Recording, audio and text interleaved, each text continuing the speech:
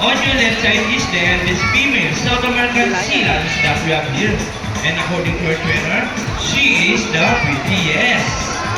Wow, confident. Her name is Isis. Together with trainer Albert, say hi.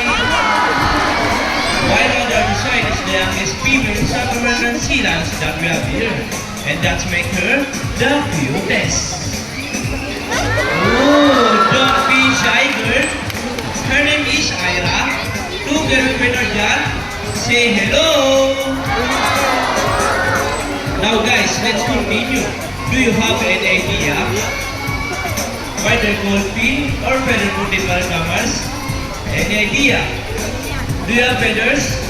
Well, let's ask them. Hey ladies, do you have feathers? The answer is no. It's actually because of their front flippers, which are shaped like a bird's wing. See those? The term Philippines can also be translated as wing-footed, since the flippers do look somewhat like wings. In fact, they can fly underwater as they swim from place to place, right, children? And did you know, they are often mistaken like seals because they look very much alike. But some differences between the seal and sea lions is the fact that they are bigger front flippers. And they can also turn their back flippers, something seals cannot do.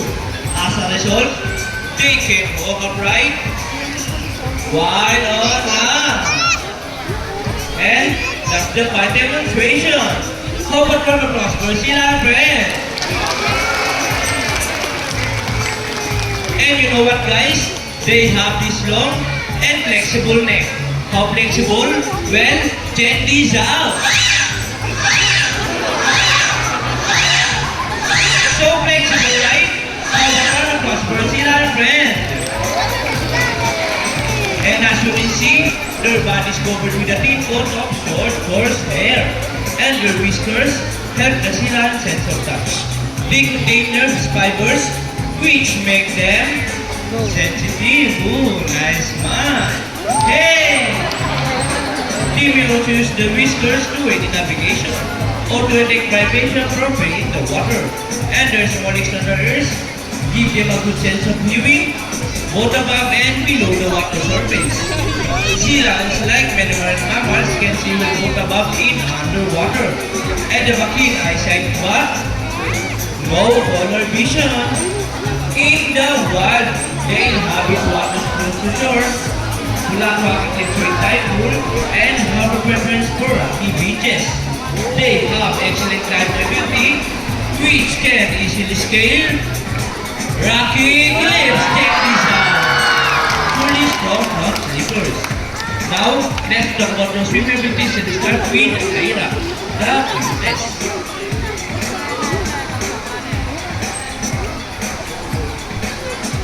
Sea lions can generally cruise at around 11 miles per hour using the rowing movements of their front flippers, while their back flippers are stretched out behind their bodies, functioning as rudder for steering. And that is the normal swim. Nice and easy. Takes so much iron like that. But when chasing their prey or escaping from predators, they can achieve a burst speed up to, ready Isis, 25 miles per hour. Wow! Look at that. That is so fast. How about round of applause for Isis? The BTS. Ooh, nice light, girl. And another one. She asking for it. Now, here's an interesting story about our sea lions. Did you know that the US Navy asked 10 of them to take part of their special operation? Yup, that's right. They're able to hold their breath for up to 20 minutes. And they can dive hundreds of feet. Abilities that even a US Navy diver would be envious of. And since they cannot be detected when they're underwater, they are taught to recognize and avoid underwater Mars. Ladies, trainers, are you ready? Well then, salute! Now let's march. Ready guys? Hop, 2, 3, 4, hop, 2, salute! This time, could you please join our sila and a salute? In the count of three, everybody please salute and make this one loud. People in the crowd, are you ready? Okay guys, I can hear you. Are you ready? Now let's count. 1, 2, 3. Salute everybody. Thank you so much. Sea lions are all skills to search and recover equipment from the water. Those winners go first. The wings. Go and get the wings, ladies.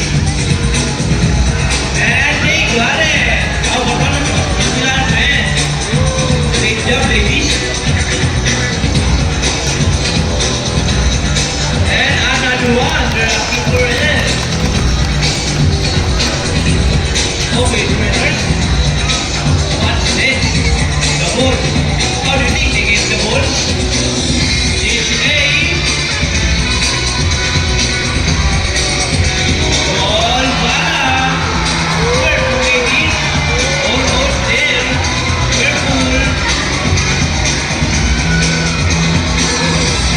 And fantastic.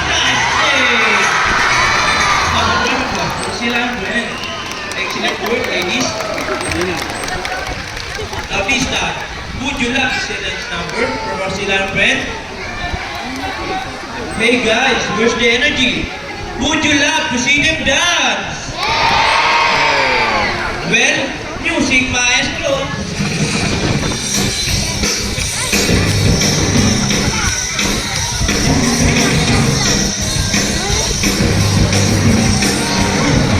Let's move it.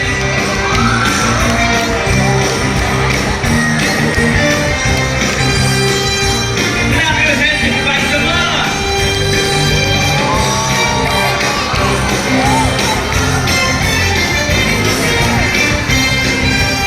Now, show them that special.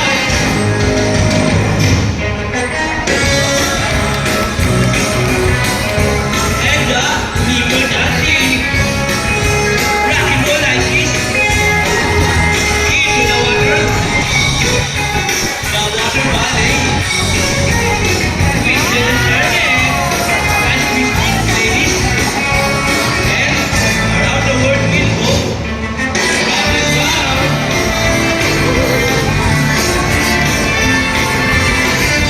And on the side. Round and round. Okay, ladies. Show them rock the boogie. Boogie, boogie. Shake, shake, shake. The river part. The boogie shake. Shake those boogies. Winners? Yeah, wow. Keep on. Okay, ladies. Show them one. People in the crowd. Stand your rubber up. And you can start this part.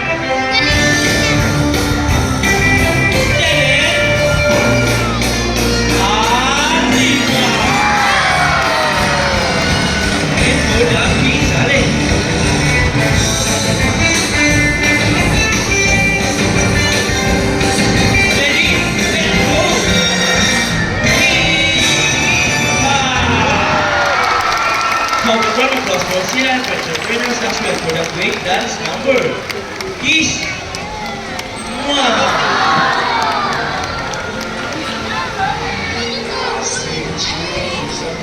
we hope that you enjoy spending time with the new conference and Santa Maria Dance, ISIS and IRA.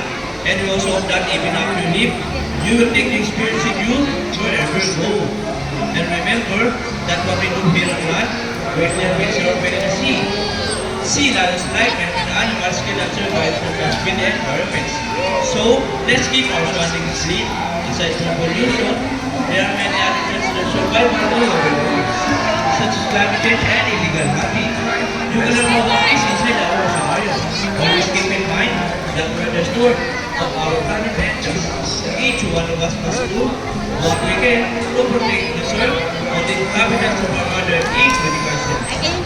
So, we have an ice and red word, Alan Fernandez, and Alapasir Patka and Manila Ocean Park. We would like to thank everyone for visiting us today. We hope you all enjoy visit us again soon. So take and have a nice day.